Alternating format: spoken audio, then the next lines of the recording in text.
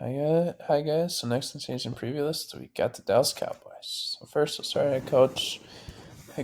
You got Mike McCarthy. He's a decent head coach. Probably, we'll see if he lasts. If he makes sense, him he's still here next year. So I feel like if he doesn't win at least a couple playoff games, he's probably fired because it sounds like the Cowboys keep on almost firing him these past few years. So we'll see what happens. He was a former Packers head coach. He did help them win the Super Bowl. And also, you got Brian Schottenheimer.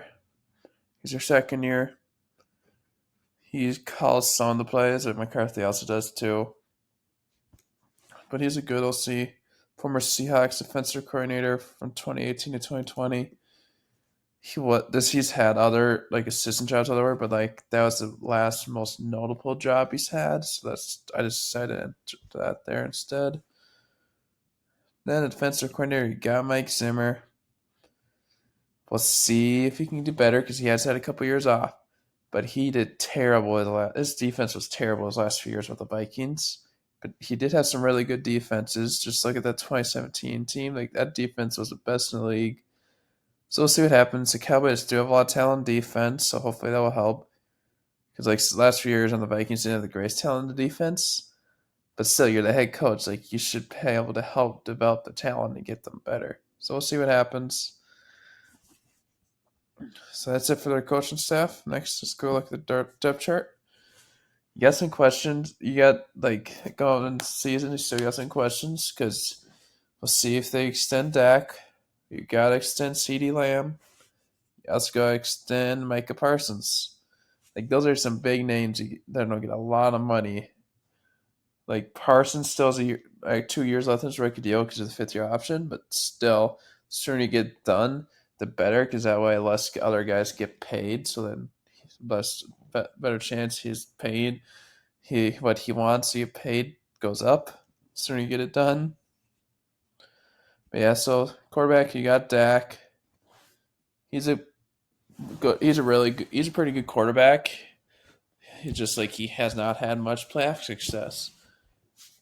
But like we'll see what happens. Like if they let him walk for some reason, it's gonna be pretty tough to find a better starting quarterback than him. Like 4,500 yards, 36 touchdowns, and 9 interceptions.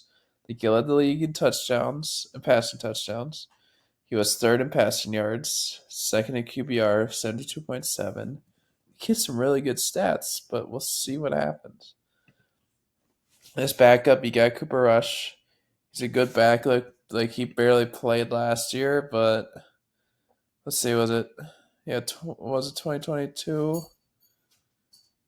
So I think it was 2022 that Dak went down. So Rush had to play, or what it meant 21, one of those 2 seasons, and he did really good. Like he helped them to a pretty good record, without Dak. So hopefully he can keep. So he's a pretty good backup, and he can start if he needed to. But yeah, also you rather not have him starting. Right him. Then behind him as your third string guy, you got Trey Lance, former third overall pick. He's a bust. Like it sounds like he's been terrible at camp so far. So we'll see what happens. It's like yeah, like he didn't do much at all with the Niners. He didn't play at all last year. We'll see what happens because he's a former third overall pick. But still, like for a third overall pick, he hasn't done not done much. Like he's a developmental guy coming out of college because he didn't get a lot of passing attempts at college because he was pretty young. So yeah, let's see here. He only had 15, 15 completions his final year at college. He only had 192 his second to last year, and he had one his first year. So like he barely played in college, but he still went third overall. So we'll see what happens. They're kind of hoping he develops and can be a good quarterback if they let Dak leave. But also, like, if Dak leaves, you don't really have a guy as of now that can replace him. They'll go to running back. They're pretty much just hope they get like, somebody to break out because Zeke is not good anymore. Like he is not what he used to be with the Cowboys. Like there's a reason they released him last offseason. They were able to bring him back this season on cheap. And he was cheap for the Patriots last year. But like he could be your starter. And then behind him, you got Rico Dowdle. Him like he'll probably I think he's probably one of the guys that can be a good starter and break out.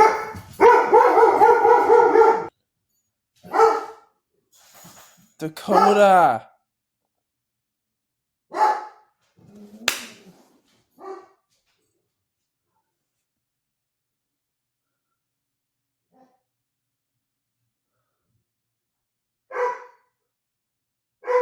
Dakota, stop.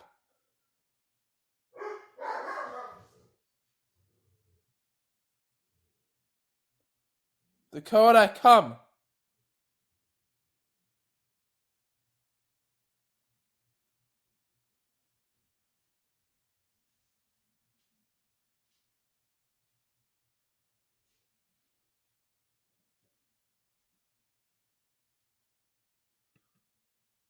Hi guys, sorry about that. That was my dog barking. Sorry about that. I don't want you guys to hear that, but yeah. So you got Dowdle. Hopefully he can get in front of Zeke, be your starter, because at least he might have something he can get better at. Like he's a little bit younger. He has not really ever started, so hopefully he can show stuff. Like you can't, at this point you know what he got at Zeke, if you do, because he's not done. He could start declining for a running back even more.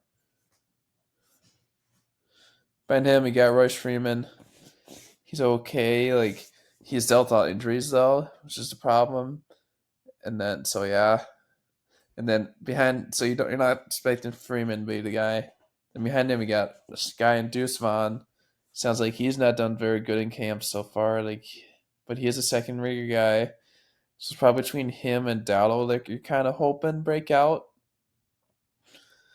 It's like Zeke's a fine, okay starter because if you don't have a good running back, it's not the biggest deal, but still, this team is trying to be a super contender. You want to have the best as many good options as you can get. So we'll see what happens. Wide receiver, you got a elite number one right out, top for sure, top 10, definitely probably top five, close to top five. He's a great wide receiver. He led the league in receptions last year. He had second in yards, third in touchdowns. Like that's insane. Like that's really really good. Like yeah, well, but he needs a payday. So we'll see what happens because it sounds like both him and Parsons won't be the highest paid non-quarterbacks in NFL history, which is over 35 million because that's Justin Jefferson right now, and he's getting paid 35 million. So we'll see what happens. Like that's gonna take your cap a lot, and you're not gonna have a lot of cap space left. But you gotta extend them because your team is pretty bad without him. And that's a nice way to put it, kind of. Behind him, you got Brandon Cooks. He's a good number two, but you definitely want to send CD. Make sure he comes back to camp and he will play for you because you don't want Cooks. He can be your number one, but he's not, you don't really want him to be at this point. And then behind him, you're kind of hoping for same thing with running back. You're kind of hoping for guys to break out like Tolbert and Brooks. Tolbert was another recent draft pick. Sounds like he's their front runner right now for number 3 wideout, which is insane a ton because for number 3 wideout they don't really have a ton. It's mostly young developmental guys. Brooks, got Devontae Turpin, but he's mostly a returner slash gadget guy. Like he's shown he can like have some gadget plays on offense. Then you got Tyron, Billy Johnson, and Ryan Flournoy. Same with them. Young developmental guys, pretty much. Then Mason McMath too. Jalen Renault Cropper. I feel like he could surprise some people and make this roster. I think he'll definitely at least make the practice squad if he doesn't.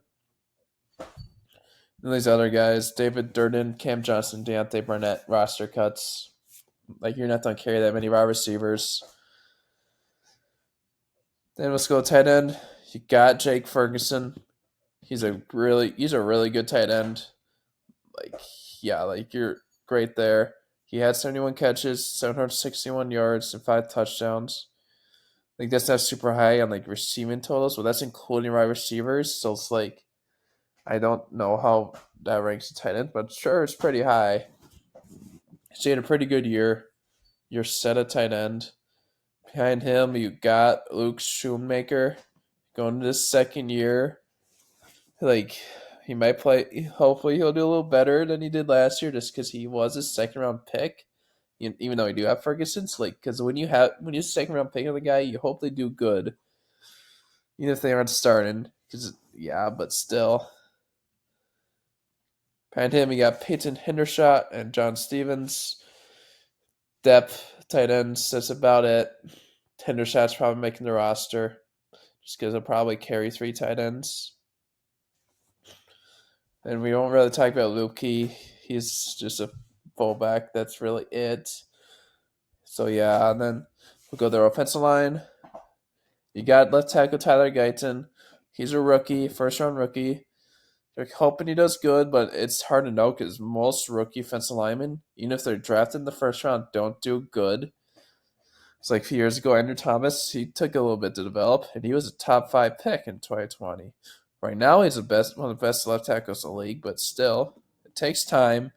Problem is, if he doesn't do very good, you don't really have much behind him. So you got Tyler Smith at left guard that can play some left tackle, but who's going to replace Tyler Smith? Because you don't really have anybody behind him either. You got good starters outside, like because Cooper Beebe, he should be a good center. I hope he starts over Hoffman. We'll see. But like you don't have good depth. Like and then Zach Martin's another guy who gets injured a lot lately. So we'll see. But it's in here to see. It's not like you always need good offensive line depth, but it always helps because injuries do happen. Because behind Guyton and left tackle, you got Chuma Odubiga. He's depth. Like you hope he doesn't have to start, but we'll see what happens. Cause like this is kind of like he's had to start. He's had to start some games for them because Tyron Smith always seems to be injured too. But yeah, you rather not have him happen to. Nassim Richards and Earl Bostic Jr., young developmental guys. Then left guard, you got Tyler Smith. He's really good for them. You're perfectly fine there. I feel like he's probably your best offensive lineman just because he usually stays healthy, and Martin hasn't really stayed healthy a lot lately. So I feel like he's probably your best. If Martin can stay healthy, he probably is your best, though. But then behind him, you got TJ Bass. Like, he's a bad backup. Like, maybe he develops because he is only 25. It's his second season, but still. Like this is what happens, Cowboys. So when you don't really sign anybody, like you signed, I think it was a long snapper and Eric Hendricks, who is not as good as he used to be. Then we go center. You got Brock Hoffman. Hopefully he doesn't have to start. Hopefully BB can start. Because even if BB doesn't do great his rookie year, at least he was a second round pick, so at least you have some hope with him. Versus Hoffman, who's UDFA. So yeah. And then you got BB. Oh, sorry, third round pick. A lot of people thought he would go to the second round, so I thought he was a second round pick. Sorry about that, but yeah, like hopefully he's your starter. Not long ago, a lot of people thought he could go in the first. A lot of people thought he was a top guard not too long ago. So we'll see what happens with him. Hopefully he's your starting center. Then you get Dakota Shepley. I haven't heard of him before. Sorry. And behind right guard, you got Zach Martin, one of the best guards in the league. Problem is he can deal some injuries, so hopefully he'll be fine. Then you get behind him, you got Jess Ball. He's really just a huge offensive lineman that they took a flyer on in 2021. So we'll see what happens. Hopefully he doesn't have to start. Then right tackle, you got Terrence Steele. He's a good right tackle. You're perfectly fine there. Behind him, you got Matt Weliziko, young developmental guy. So they got a lot of like young guys that can hopefully develop, but still they don't have the greatest depth.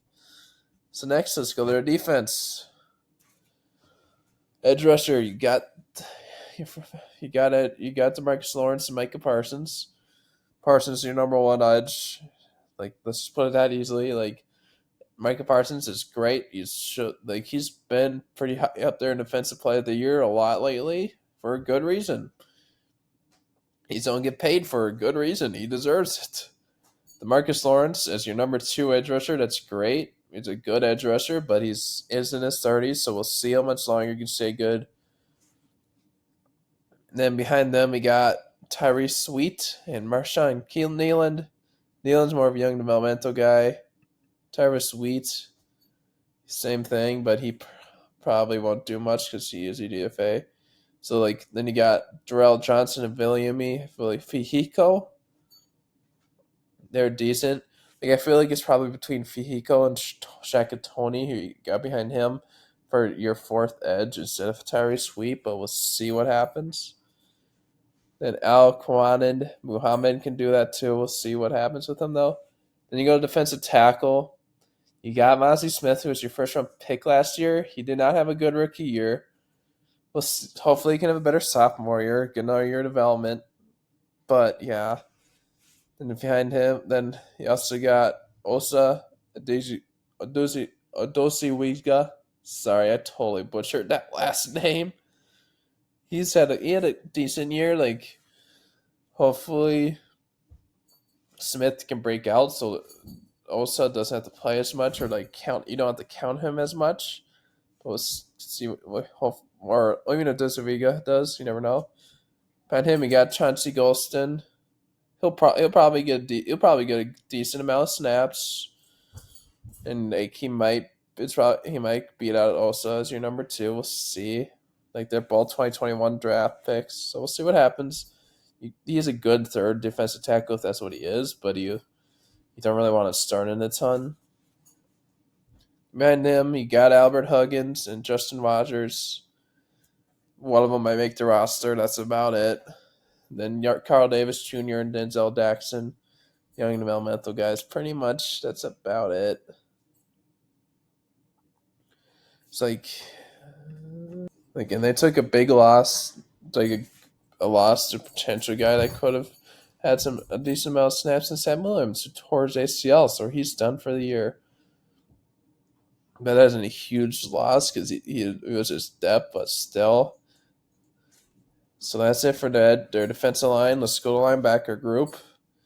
And then Patterson's might also play a little bit of outside linebacker, but it sounds like they're transitioning to more of an edge rusher this year, so we'll see what happens. So you got Timon Clark and Eric Hendricks and Damari Novershin. Clark and Novershin are more young developmental guys. At this point, sorry about that. I don't know what my dog just barked at. She just barked at nothing.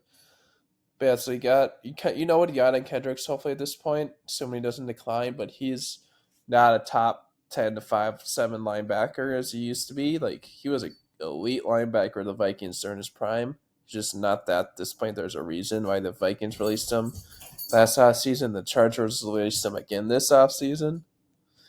But Clark and Overshown are young developmental guys. Then you got Buddy Johnson, Marquise Bell, and Maurice Lufu. Same thing, pretty much. You did recently sign Nick Vigil, who has started for some teams. He isn't a good starter, but he has started, so he has a chance to make the team. But it's tough because he was just signed, so he doesn't have a lot of time to prove himself to make this roster. But he has played. He was with the Vikings when Zimmer was their head coach for a year, so he has worked with Zimmer. Then you got Damian Wilson and Jason Johnson. Wilson, I feel like might find a way. He'll probably find a way to make this roster. He's okay. He's good depth, but Then Darius Harris, young developmental guy. That's really it. Let's go to cornerback. You got two really good corners.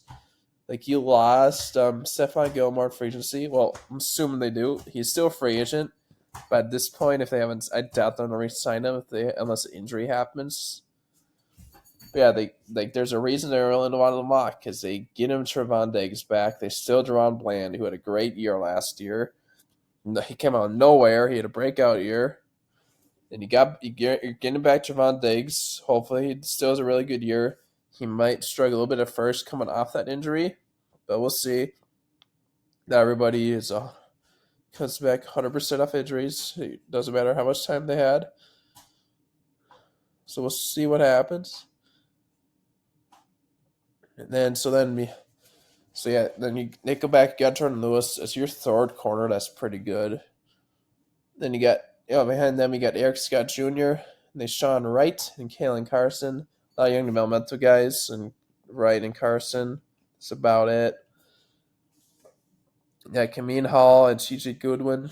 I doubt either of them make the roster. Same with the Butler guy and DeBerry. So yeah, like they're really good. They're set at corner. So then we'll go safeties. You got Donovan Wilson and Malik Hooker. You could do better, but you could also do a lot worse as your starting safety duo. So that's fine, perfectly fine. Yeah, that's fine. And then behind them, you got Israel Mukamara. Like he was a late round pick in 2021. He is okay. He's as your backup, one of your backup safeties. That's great. Then you got June Thomas, and Shedrick Redrine. I feel like between those two, Redrine probably is your backups, one of your backup safeties over Thomas, but you never know. And then Manny Johnson, Julius Wood, neither of those guys will make the roster. Maybe one of them's practice squad guys. We'll see what happens. So let's go to special teams. You got Brandon Aubrey. He's a great kicker. Like he did really good for him last year after they signed him from the spring leagues. I think he played for the Stallions before that. I could be wrong, but I think it was the Stallions. Okay, this isn't all show me. But yeah, he did really good for them last year. Like he was one of the top kickers for them for most of the year. So if he keeps that up, he should. Punter, you got Brian Anger.